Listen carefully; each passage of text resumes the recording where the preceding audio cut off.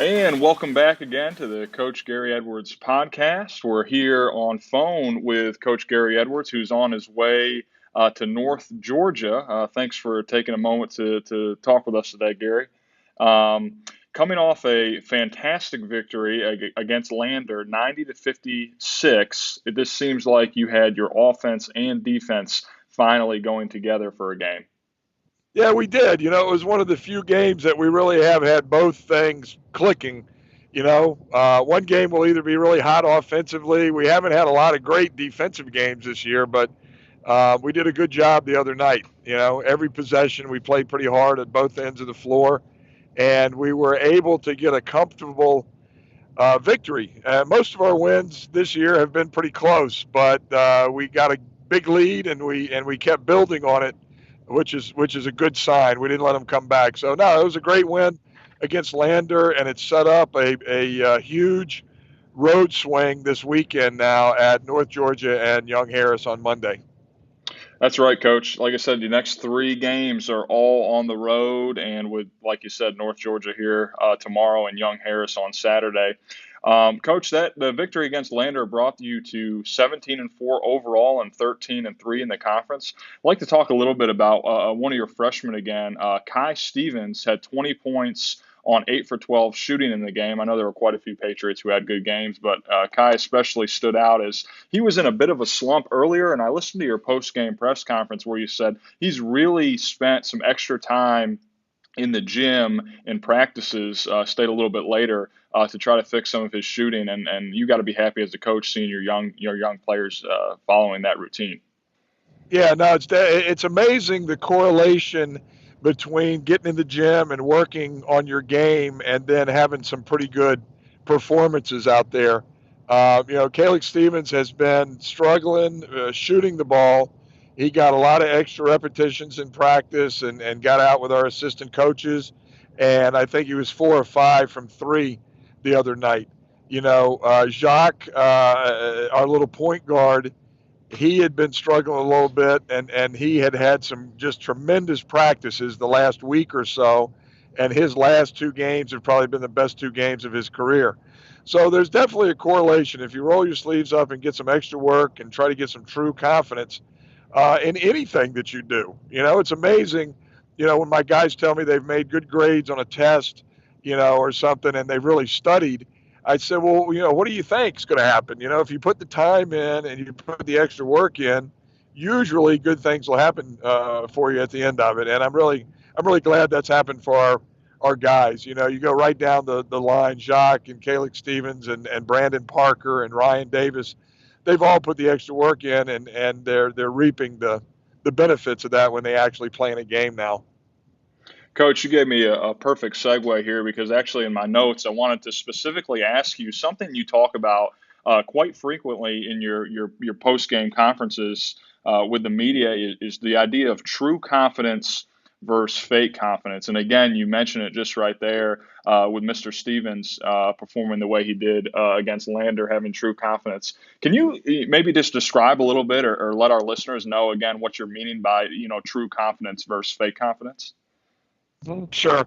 I think there are a lot of guys, a lot of players, a lot of people who have false bravado. On the surface, they act like they have confidence, but deep down, they don't really have that because they know they haven't put the time in, they haven't put the sacrifice in to really believe in themselves. You have to put the time in and the sacrifice to really believe in yourself in anything that you do. But this concept really came to me. I had a point guard at Indiana University of Pennsylvania, one of my former coaching stops, by the name of Wes Layton. And he was a really good shooter. But his senior year, he started shooting the ball poorly, and particularly from the free throw line, he had some big free throws down the stretches of games that he was missing. And he got tired of it. He got sick of it. So he just got in the gym hour upon hour upon hour and literally took thousands of free throws to the point where he didn't hope he was going to make a big free throw. He didn't think he was going to make a big free throw. He knew it. He knew it because he had practiced it and seen it and done it so many times. And that's where the idea of true confidence, not false confidence, but true confidence. I think you certainly see it in athletic endeavors, golfers and basketball players and, people who have put the time in. But I think you see it in all walks of life. When you go in for an interview for a job, you can't have false bravado. You've got to have your preparation. You've had to do your homework so that you go into that interview with confidence, with true confidence, that you know you're going to ace that interview. So I think it's a pretty important thing, no matter what you're doing. But it's certainly important for our players, and I think a few of them are starting to buy into it a little bit anyway. That's good to hear, especially with some of your younger players, because it seems like society today is all about the instant gratification.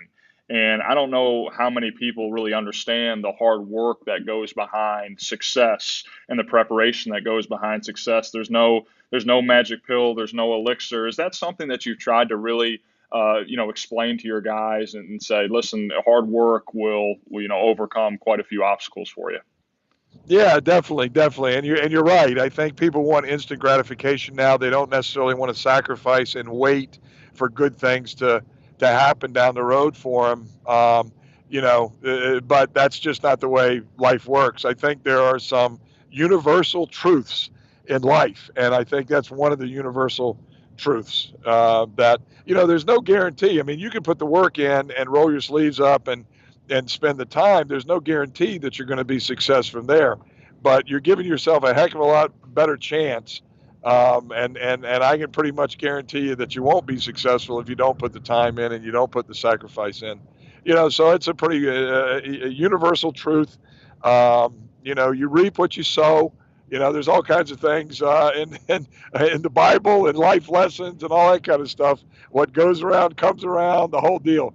You gotta put your time in. If you're going to reap the rewards, that's for sure. Absolutely. Looking ahead real quick, I know you have three road games coming up that are all critical games, but let's not look too far ahead. North Georgia, what challenges do they face for your team, and any game plan that you can share with us, Coach? What are you going to have to do to win that game? Man, they're a typical Peach Belt Conference team. They are very talented individually, and they've had some great games this year. They beat Augusta at Augusta, but then they've lost a lot of games as well, a lot of close games. So they're very dangerous. They play in a beautiful arena. They are in a beautiful new arena this year. Seats like 6,000, 7,000 people and they have a heck of a team. So it's going to be a challenge for us. A lot depends on how they are playing, if they're ready to play, if they're hitting shots, because if they are, they can beat anybody in the conference. But I think the same thing can be said of the Patriots. If we're playing our best, we can beat anybody as well. So we've been pretty good on the road. We have a heck of a road record right now. We've just got to continue to be road warriors. But it'll be a challenge. I mean, it'll be a huge challenge for us tomorrow afternoon. I'll be breathing a sigh of relief if we can somehow escape with a win up in Dahlonega, Georgia, against North Georgia. Absolutely, Coach. And then it doesn't get any easier after North Georgia. You have Young Harris, followed by that following Wednesday at Augusta. Both Young Harris and Augusta beat the Patriots the first time around. So, like I said, the Yeah. games don't get any easier as we get later in this season. No, it's true. I mean, young Harris beat us 120 to 119. They Hmm. played that up and down style, which is very hard to play against. So that's going to be a tough game. But hopefully we can set the table for a huge game against Augusta next Wednesday. That could be potentially for first place, certainly for second place in the conference. Definitely, Coach. And if there's anybody who is up to the challenge, I feel like you and the Francis Marion Patriots are. It just seems like even in your post game conferences, even when your players have the opportunity to speak to the press afterwards, they're very much, yeah, I'm going to take tonight and enjoy it, but we're on to the next one. Is that just a result of playing in a league in the Peach Belt Conference that is so tough and you have so many good teams all together? I think that's certainly a part of it. A big part of it is we have some really good guys. They are young as far as being freshmen, but they have a maturity beyond their years in some ways they understand that you can't dwell on victory or defeat. You've got to keep moving on and go to that next step. They are unbelievably unselfish. They try to put their egos, in their pocket, and I think that's a big, big part of our success this year. We have some talented players, but we're not going to out talent anybody in the Peach Belt. But I think there are a lot of nights that we out mature people and just play more together as a team than a lot of the people that we play against. So I can't say enough about the guys that I have the privilege to coach. They're just really good guys. Awesome, awesome. Well, Coach, we're going to kind of shift gears here. An interesting story that's kind of been what I think is a bigger story than it really even needs to be. We're actually going to turn to the golf game, and you've probably heard this, Coach, because like I said, it's been all over the media. So I want to get your take on it, and I think you'll have a very valid and unique take on this with your background and what I'm about to mention. But Matt Kuchar's caddy. I don't know if you heard the story, Coach, but apparently Matt Kuchar just kind of picked up a guy out of the crowd or out of a hat and said, "Hey, I'll give you $5,000." And what appeared to be a pretty good investment. Well, Matt Kuchar goes ahead and wins the whole tournament, and apparently it's norm to give 10% to the caddy, which would have been around $139,000. But the caddy still ended up with 5. So a lot of people have been giving Kuchar some slack about being cheap. What's your feelings about that? And because I know in the off season you happen to caddy here and there, is that correct? Yeah, oh, I love it. I love it. That's one of my dreams, to just hang out in the parking lot of a PGA Tour event and get picked up by a guy. Because I guess that happens some, that their regular caddy can't go. So they're just looking for guys to help them out for that particular week. And yeah, I guess this guy was just hanging out. Kuchar got him on his bag. And lo and behold, they won the thing. Kuchar gets $1.3 million. And as you say, it's customary to get 10%. He still gave the guy $5,000.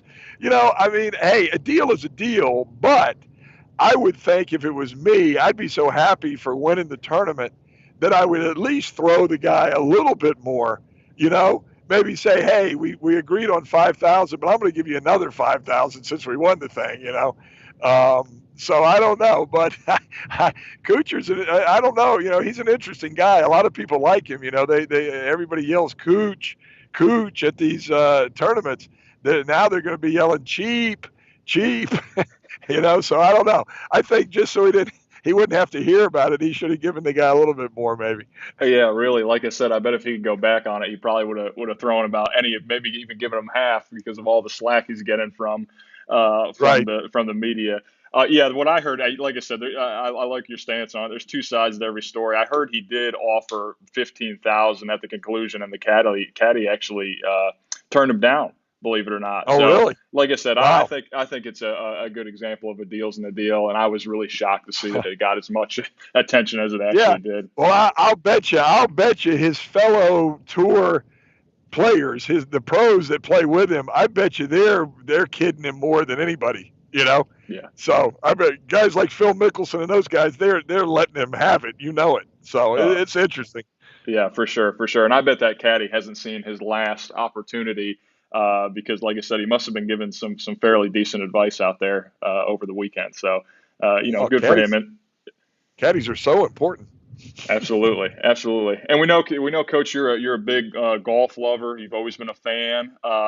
Can you just? And I'm kind of putting you on the spot here, but what if you could golf anywhere? What would be your favorite place, or what really sticks out to you in some of the courses that you've played that you really liked as we finish up here? Well, two of the most memorable courses are on opposite sides of the country. I mean, here in Charleston, close by, the Ocean Course at Kiowa Island is gorgeous. The Ocean Course is obviously right on the ocean, and it held the Ryder Cup a while back, and it's going to hold the PGA Championship in 2021. So that's a great course. And then on the other side of the country, Pebble Beach, I've had the pleasure of playing out one time, and that's a beautiful place too. You saw that on TV last weekend, I guess, and the U.S. Open is going to be there this year. But both of them are just gorgeous because I love the water and the magnificent there. So I'd say those are two of the best. That's for sure. Absolutely, absolutely. Well, Coach, we appreciate you. Don't forget, you can catch the Coach Gary Edwards podcast on Apple Podcasts, Spotify, Google Podcasts, and more. Wherever podcasts are heard, you can hear Coach Gary Edwards podcast, and you can always count on us to be here on YouTube, and you can view us at CoachGaryEdwards.com. Whether you're listening to the podcast via podcast platforms or on YouTube or even at CoachGaryEdwards.com, don't forget to subscribe, give us some likes, and give us some comments so we can provide some feedback for you.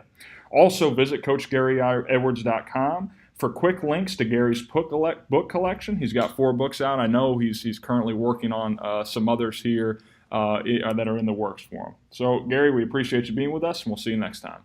Always a pleasure. Talk to you later.